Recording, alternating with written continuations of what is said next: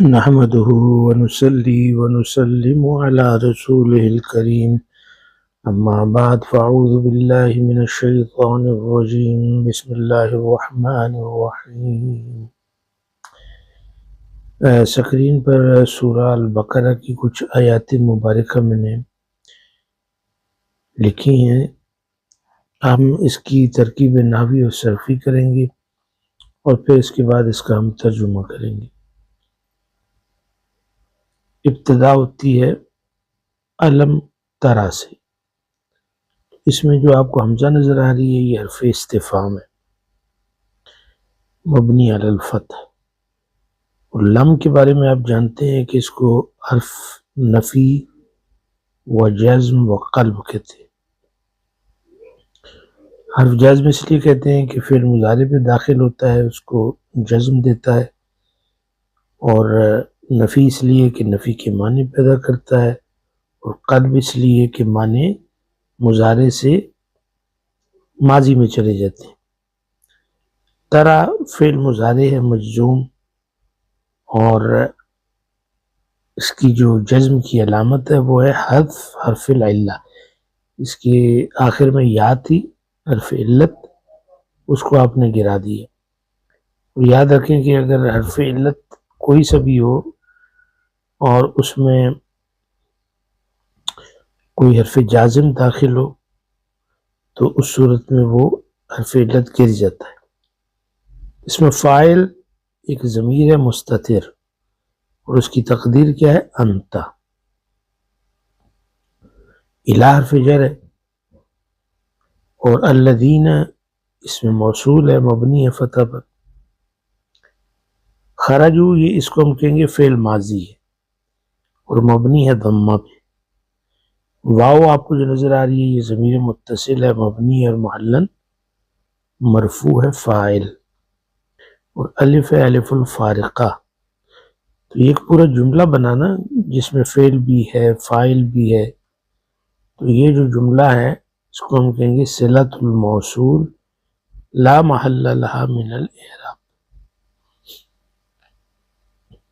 من حرف جر ہے، دیارہم اس میں مجرور ہے، را کے نیچے دیکھیں زیر ہے، اور مضاف بھی ہے۔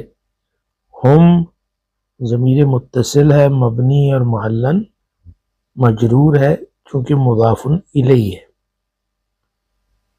وہم الوف اس میں جو واو ہے اس کو واو الحالیہ کہتے ہیں، یہ حال بیان کر رہی ہے، فتح پر مبنی ہے۔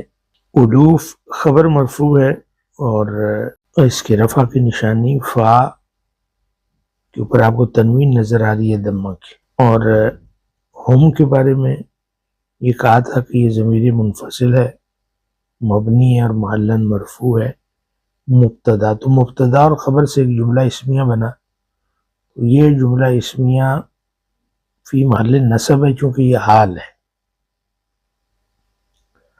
حضر الموت، حضر را کے اوپر دیکھیں زبر ہے، تو یہ منصوب کیوں ہے؟ کیونکہ یہ مفعول کی ایک قسم ہے جس کو کہتے ہیں مفعول لأجلہ، تو یہ منصوب ہے، اور فتح اس کے نصب کی نشانی ہے، اور یہ مضاف ہو کے بھی آیا ہے۔ الموت یہ مضاف الیہ مجرور بالکسرہ الظاہرہ۔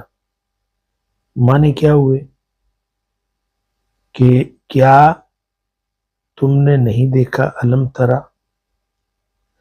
الی الذین ان لوگوں کو جو خرجو نکلے من دیارہم اپنے گھروں سے، اپنے محلوں سے، اپنے علاقوں سے، وہم الوف اور حال یہ تھا کہ وہ ہزاروں کی تعداد میں تھے۔ حذر الموتی موت کے ڈر سے، یعنی یہ مفعول لاجلہ یعنی وہ نکلے کیوں؟ موت کے ڈر سے۔ فقال فا جو ہے یہ حرف عطف ہے مبنی ہے فتح پہ، اور قالا جو ہے فعل ماضی ہے یہ بھی مبنی ہے فتح پر۔ لہم یہ حرف جر ہے لام، اور جو ہم ہے وہ ضمیر ہے محلن مجرور ہے، چونکہ یہ حرف جر کے بعد یہ ضمیر آئی ہے، تو یہ ساکن تھی اصل میں، لیکن اس کے اوپر پیش جو ہے یہ التقاء ساکن ہے ان کی وجہ سے، کیونکہ اس کے بعد جو لفظ آ رہا ہے اللہ، اس کی جو حمزہ ہے وہ اپنے پچھلے حرف کو اپنے اگلے حرف یعنی لام سے ملاتی ہے، تو پچھلا حرف بھی ساکن اگلا حرف بھی ساکن، تو ان کو ملانے کے لیے میم کے اوپر پیش لگائی گی، کہا گیا لہم اللہ۔ یہاں پہ اللہ اسم الجلالہ ہے، مرفوع ہے چونکہ فاعل واقع ہو رہا ہے۔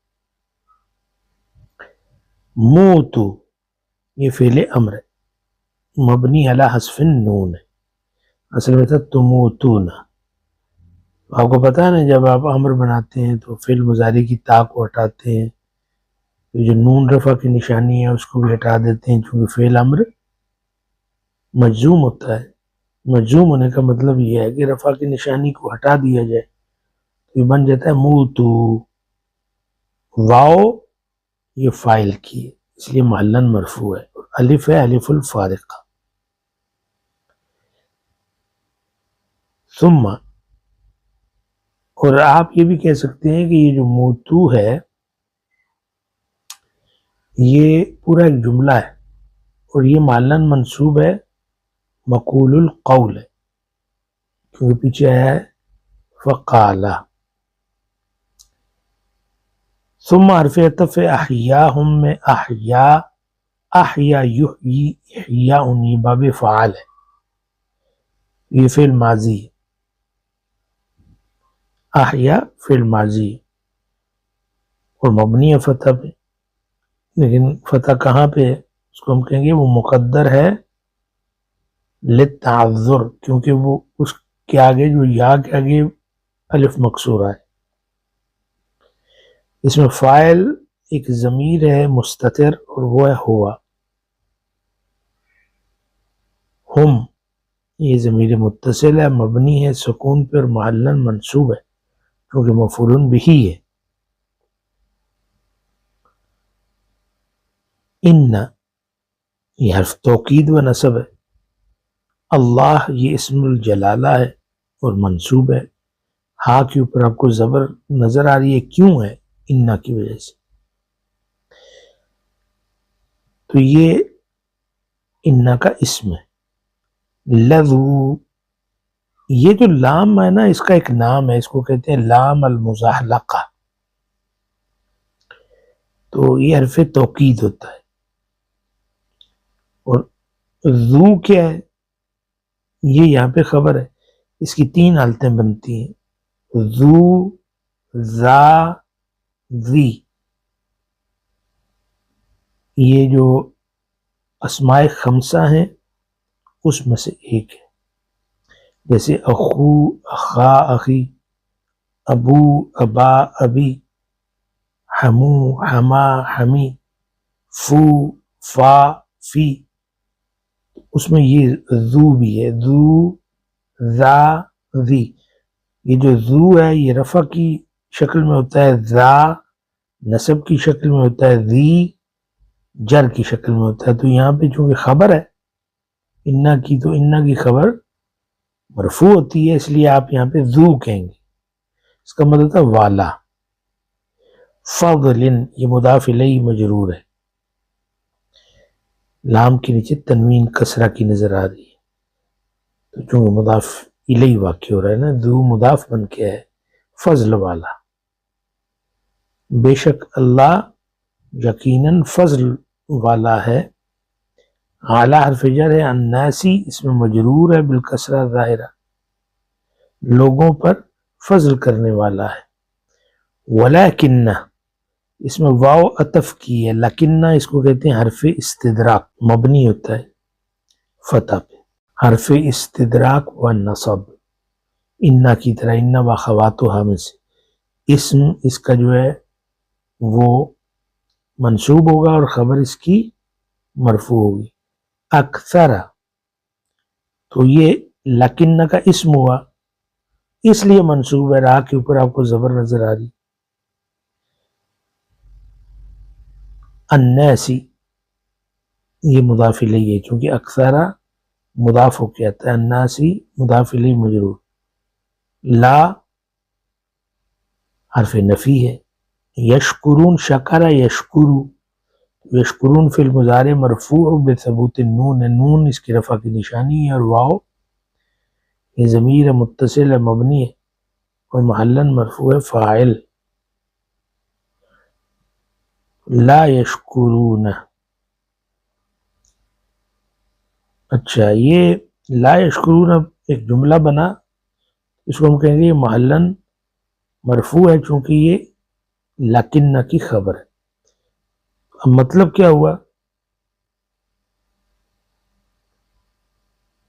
یہاں سے چلیں. فقال لهم اللہ، اللہ نے ان سے کہا موتو تم مر جاؤ. ثم احیاہم پھر ان کو زندہ کیا. بے شک اللہ لوگوں پر فضل کرنے والا ہے، لیکن اکثر لوگ شکر نہیں کرتے. جی تو اگلی آیت مبارکہ دیکھیں. وَقَاتِلُوا فِي سَبِيلِ اللَّهِ، اس میں واو جو حرف عطف ہے. قاتلو یہ قاتل یقاتل مقاتلہ، اور قتال باب مفاعلہ سے، اور یہ فعل امر ہے مبنی ہے علی حذف النون کیونکہ یہ افعال خمسہ میں سے تھا. تو قاتلون، اور واو فاعل کے لیے، اور الف الف الفارقہ ہے.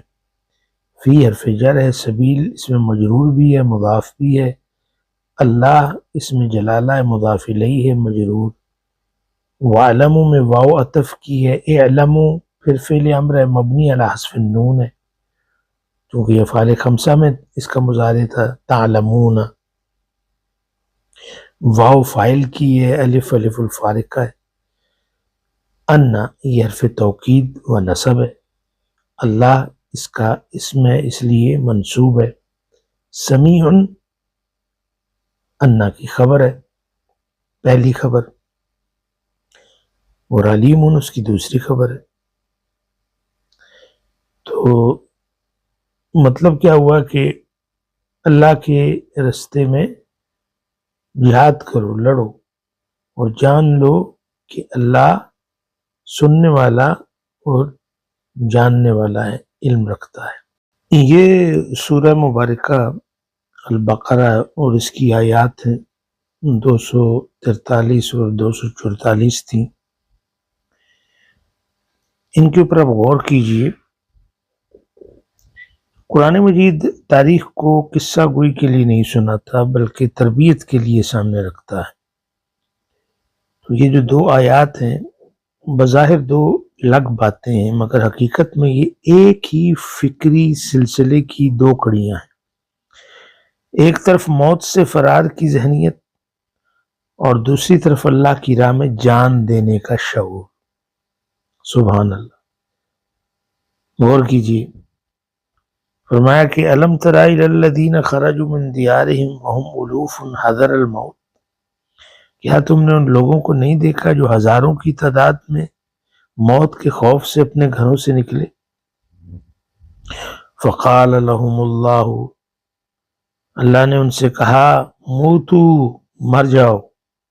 ثم احیاہم پھر انہیں زندہ کر دیا. ان اللہ لذو فضل علی الناس، بے شک اللہ لوگوں پر بڑا فضل فرمانے والا ہے. ولیکن اکثر الناس لا یشکرون، مگر اکثر لوگ شکر نہیں کرتے. کلاسیکی مفسرین کے مطابق یہ بنی اسرائیل کی ایک جماعت تھی جو طاعون یا دشمن کے خوف سے میدان چھوڑ کر بھاگ نکلی.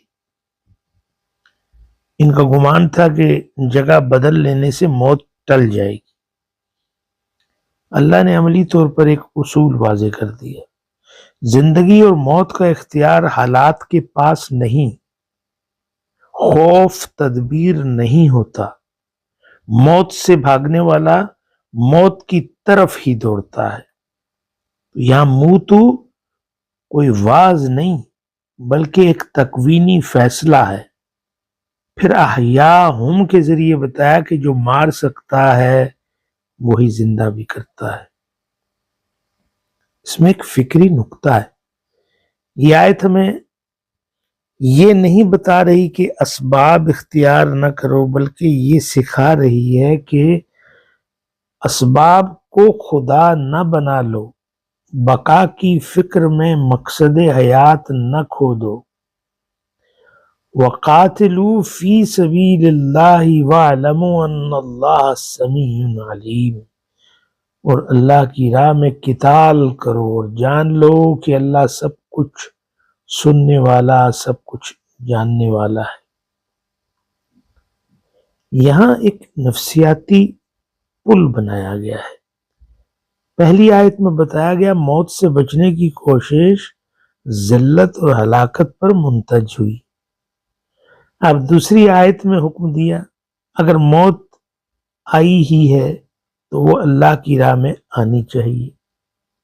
یہ قتال محض تلوار کا نام نہیں بلکہ حق کے لیے کھڑا ہونا، باطل کے دباؤ کے آگے نہ جھکنا، دین، عدل اور انسانی وقار کے لیے قربانی دینا۔ یہ جو ہے سمیع علیم، اس کی ایک معنویت ہے۔ یہ جملہ صرف تسلی نہیں بلکہ احتساب بھی ہے۔ اللہ تمہاری نیت سنتا ہے، اللہ تمہارے خوف جانتا ہے، اللہ تمہاری کمزوریوں سے باخبر ہے۔ کوئی دکھاوا، کوئی بہانہ، کوئی اندرونی نفاق اس سے چھپا نہیں۔ اس میں پیغام کیا ہے کہ موت کا خوف انسان کو غلام بناتا ہے، زندگی کا مقصد خوف سے بڑا ہوتا ہے۔ اللہ کی راہ میں کھڑے ہونے والا کبھی نہیں مرتا۔ شکر کا تقاضا یہ ہے کہ فضل کو پہچانا جائے نہ کہ اس سے بھاگا جائے۔ عصر حاضر سے ذرا اس کا ربط کریں۔ آج بھی سچ بولنے سے ڈر، حق کا ساتھ دینے سے خوف، دین کے لیے قربانی سے گریز، یہ سب اسی حذر الموت کی جدید شکلیں ہیں۔ قرآن ہمیں بتاتا ہے خاموشی ہمیشہ حفاظت نہیں ہوتی، بعض اوقات خاموشی ہی موت بن جاتی ہے۔ یہ آیات ہمیں یہ انتخاب دیتی ہیں، یا تو خوف کے ساتھ زندہ رہو یا یقین کے ساتھ مرنے کو تیار ہو جاؤ، اور جو اللہ پر یقین کے ساتھ جیتا ہے اس کے لیے موت بھی زندگی بن جاتی ہے۔ آج کے لیے اتنا ہی کافی ہے، اگلے سیشن تک اجازت دیجیے۔ اللہ حافظ۔